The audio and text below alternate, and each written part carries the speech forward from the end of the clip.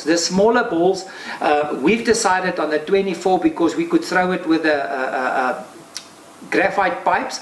The 28 millimeters were a little bit harsh on our arms, and we could not manage to get in 30 kilos of that. So the 24 millimeter Mulasa balls was this, and the end cell was this color. Now what we did with this is, from as the gong goes and we prepared and we put our first bait lot out, we started with these pipes putting out the 24 millimeter balls at 1 kilo at a time, every half an hour or an hour.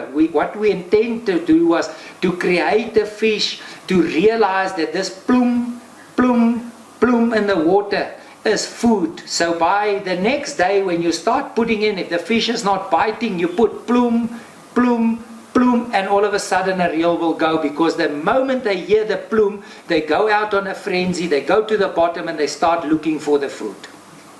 When it comes to the particles, like I've mentioned, we would have cooked them on the peg to have it fresh. I know some of our members believe in taking it in frozen, which was fine to me, but me and GP believe cooking on the peg as fresh as possible. I even prefer, when I'm mixing these particles and putting them pressure on to making the balls, they must still be hot. That's when I'm comfortable with it.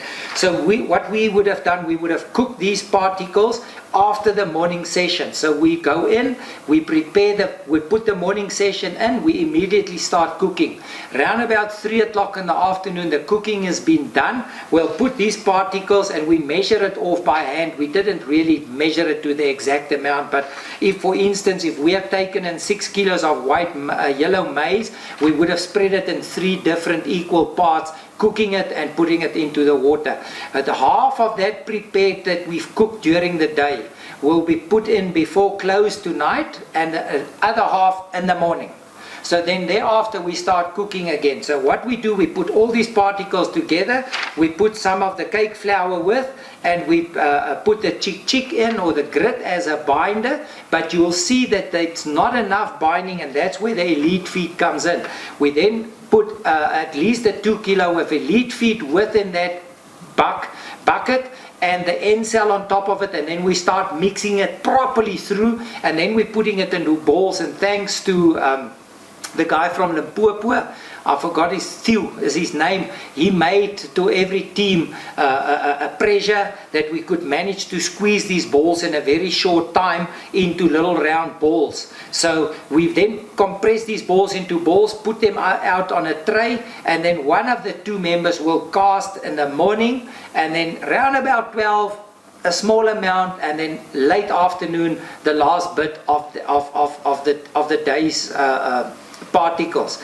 The way we did it was to be on the exact distance and very accurately. If Gepe was casting, I was standing behind, and I will comment on every feeding ball that he casts. I'll tell him, it's too deep, Buddha, no, little bit to the left, yes, that was great, keep it there. We kept on motivating each other. When Gepe is finished and I'll take over, I normally did the hard balls because I prepared the softer balls. Gepe will do exactly the same. He would tell me, no, it's too far, come closer to the marker float, yes, keep it there.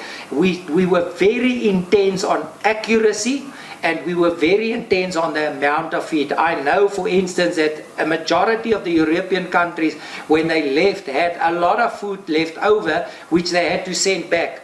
We took in, and when we went home, we had 3 kilos of big balls left, 2 bags of 2 kilos elite feed, and I think 1 kilo of coconut shavings. The rest of that 190 odd kilos was put into the water during that span of 72 hours. Starting off, when the first gong went at 2 o'clock, we did our profiling, decide on the place where we're going to feed. Initially a shallow and a deeper spot. We put a lot out on the deeper spot, a little on the shallow spot. The next morning the same, the afternoon the same story. The next morning no fish was caught on the shallow spot, and we decided, cut it, we'll rather use that bait and put it into the bed on the deeper spot. So per feeding session, 30 odd, 40 odd kilos was put in at one time, as quick as possible, as accurately as possible, with food that the fish will eat and with food that will remain there for 3 or 4 hours to keep on keeping the frenzy there.